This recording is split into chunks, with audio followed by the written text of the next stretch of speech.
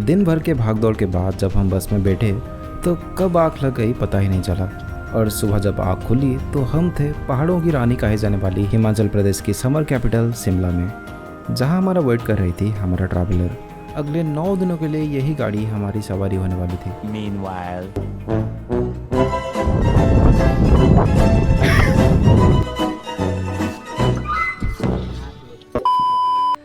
महीनों महीनों का प्लानिंग अब धीरे धीरे हकीकत लगने लगा था। Yes, we are going to Spiti. Spiti वाले के नज़रों को एंजॉय कर ही रहा था तो मेरी भावनाओं को लगाम देने के लिए हमारे ड्राइवर भैया ने ये बोला, अजी गाड़ी का रिवर्स काम नहीं कर रहा है, धक्का लगाना पड़ेगा। मतलब कैसे, क्यों भाई? हम 9 दिन इस गाड़ी में ट्रैवल करेंगे और तू बता रहा है कि रिवर्स काम नहीं कर रहा। फिर जवाब आया कि गाड़ी ठीक हो जाएगा, चिंता मत करो, बस अभी थोड़ा धक्का लगा दो। चलो ये भी ठीक है। फिर क्या, हम चले शिमला की सबसे ऊंची चोटी जाखू हिल की ओर, जिसे भगवान हनुमान जी को समर्पित किया गया है। फिर थोड़ी टाइम में हमें ये रियलाइज़ हो गया कि गाड़ी को धक्का लगाना तो वार्म अप था, क्योंकि हनुमान जी के दर्शन के लिए अभी भी 2-2.5 किलोमीटर का ट्रेक करना पड़ेगा, और वो भी कहाँ, शिमला की सबसे ऊंची पहाड़ में। जाखू हिल्स की हरियाली और शांत वातावरण ने भाई मेरा तो मन मोह लिया।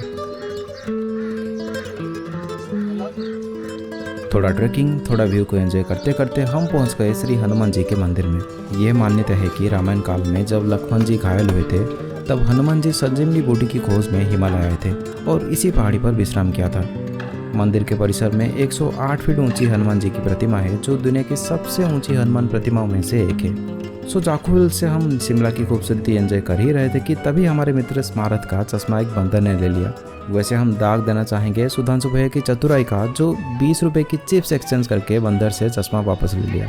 तो फाइनली लंबे इंतजार के बाद आज हम पहुंच चुके हैं शिमला में, और अभी फ़िलहाल हम अभी जाखू टेम्पल में हैं। कल सुबह दिल्ली से निकल गए थे आगरा के लिए, आगरा घूमे, फिर दिल्ली वापस आए। दिल्ली से मंडी हाउस से हमारा बस था शिमला के लिए, और यहाँ से हम निकल जाएंगे सराहन के लिए, जो कि ऑलमोस्ट आई थिंक 100 किलोमीटर से। सो कुछ ऐसा ही सीन है। सुबह की ठंडी हवा, सामने हिमालय की पहाड़ियाँ और हाथ में गर्मा गर्म चाय की प्याली, इससे खूबसूरत सुबह शायद ही हो। अब जरा सोचिए, इसी नज़ारे के बीच आपके सामने आता है गर्मा गर्म मक्खन से सजा हुआ आलू का पराठा। मेरे तो मुंह में ही पानी आ जा रहा है। ऐसे नज़ारों में चाय की चुस्की और पराठे का स्वाद मिलकर एक अलग ही जादू बिखरते हैं। शिमला की ये दिल खुश कर देने वाले नज़ारों को पीछे छोड़कर हम चले सराहन की ओर। वैसे तो हम शराब को हाथ नहीं लगाते, पर देसी बॉयज़ और 1 बॉटल डाउन गानों पे थोड़ा झूम लिया।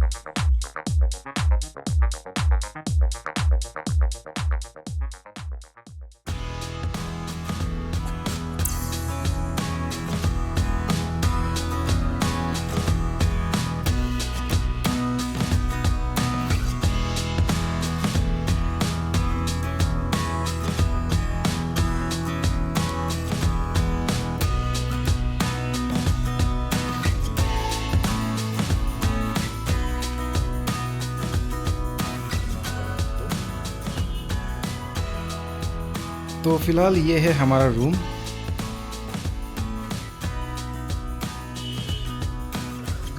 काफ़ी अच्छा रूम है, और यहाँ से ये है बालकोनी, और ये है बालकोनी का व्यू। मतलब गजब का रूम है। बिना टाइम वेस्ट किए तैयार होके हम निकल गए 51 शक्तिपीठ में से एक माता भीमकाली जी के मंदिर में। टेम्पल एक unique Indo Tibetan style wooden architecture में बनी है, जिसकी खूबसूरती मैं बयां नहीं कर सकता। और ऐसा माना जाता है कि कृष्ण भगवान ने बाणासुर को इसी जगह वध किया था, और उसका सर मंदिर के इसी किसी परिसर में कहीं दफन है। सुबह बालकोनी से व्यू एंजॉय कर ही रहा था कि मन में ये सवाल आया कि अरे टेरेस भी जाया जा सकता है ना। तो इसी सवाल का जवाब ढूंढने मैं चला होटल की छत में, और भाई सुबह सुबह मैं जो देखा, मेरे तो होश उड़ गए। ओह माय गॉड, क्या ही लग रहा है। सुबह की पहली किरण जैसे ही हरे भरे पहाड़ों के पीछे से झांकती है, दूर आसमान में बर्फ से ढके पहाड़ सुनहरी रोशनी में नहाने लगते हैं। ठंडी ठंडी हवा गालों को छू कर जाती है, मानो कोई माँ अपने बच्चे को प्यार से सहला रही हो। चारों ओर पक्षियों की चहचहाहट गूंज रही है, जैसे प्रकृति खुद कोई मधुर गीत गा रही हो। व्यू कैसा लग रहा है? कल सुबह हम शिमला से निकल चुके थे सारण के लिए एंड लगभग 4 बजे हम सारण पहुंच गए और ये है हमारा होम स्टे। और हमारा होम स्टे से ये जो माउंटेन व्यू लगा है वो काफ़ी खूबसूरत लगा है। नालंदा होम स्टे बहुत ही अच्छा होम स्टे है, मतलब रूम तो ज़बरदस्त है ही वहाँ। और यहाँ के जो लोग हैं, यहाँ के बिहेवियर मतलब बहुत ही क्यूट लोग हैं यार, सीरियसली बहुत ही क्यूट लोग हैं। और यहाँ थोड़ी ही दूर पर बस उधर ही माता भीम काली जी का टेम्पल है। कल शाम को हम आरती देखने गए थे और दर्शन किए। आज हमें निकलना है सांगला के लिए। फ़िलहाल मैं तो रेडी हो चुका हूँ, बाकी सब रेडी हो रहे हैं। शायद 9 बजे से पहले हम निकल चुकेंगे सांगला के लिए। सरहान की गलियों से घूमते हुए और श्रीखंड माउंटेन्स के मज़ा लेते हुए हम चले किंग्स पैलेस घूमने। फिलहाल अभी हम लोग आए हैं सरहान के किंग पैलेस में, जो कि बहुत ही खूबसूरत लग रहा है। हिमाचली आर्किटेक्चर में बनी ये पैलेस को बुसर रॉयल फैमिली ने 1917 में बनाया था, जो कि सरहान का इतिहास और विरासत को बखूबी बयां करती है।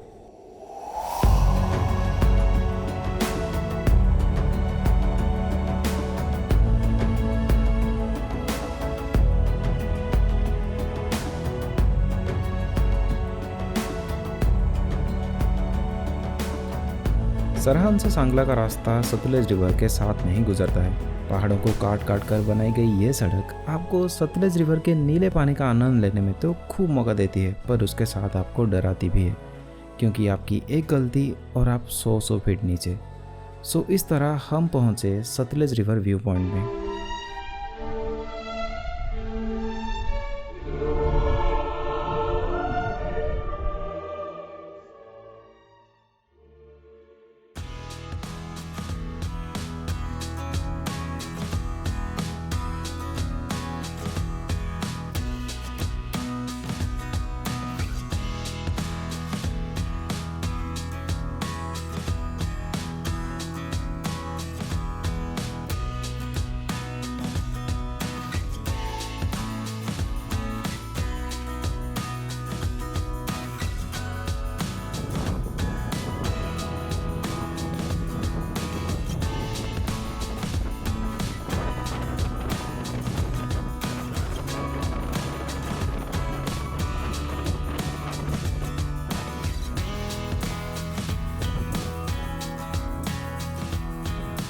सांगला जाने के लिए आपको करचम से राइट मुड़ के सांगला चितकुल रोड पे जाना होगा।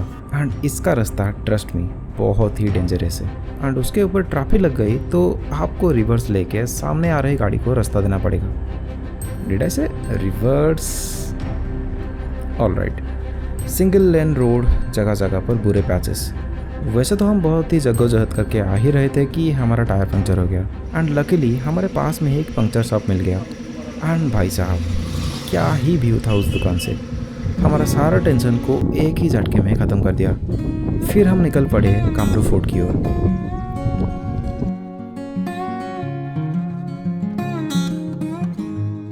कामरू फोर्ट के लिए चढ़ाई कर रहे हैं, काफ़ी स्टीफ एलिवेशन है। फिलहाल मैं अभी आगे हूँ और बाकी सारे के सारे पीछे आ रहे हैं। 8500 फीट की हाइट पर ट्रैक करना तो मुश्किल था, पर वहाँ के नज़ारे, जिस तरफ भी नज़रें घुमाओ apple trees and snow mountain peaks, ऐसा लग रहा था कि कोई ब्यूटीफुल पेंटिंग का एक छोटा सा हिस्सा बन गया हूँ। सरहान से पहले कामरू फोर्ट ही बुसर रूलर्स की राजधानी हुआ करती थी। हिंदू एंड तिब्बतियन आर्किटेक्चर के यूनिक ब्लेंड से बनी ये फोर्ट लगभग 1000 साल पुराना है।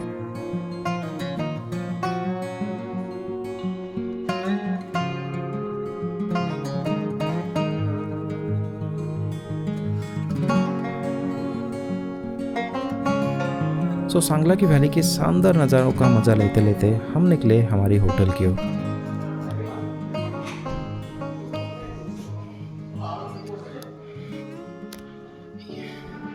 सांगला के लिए आज के लिए ये हमारा स्टे है।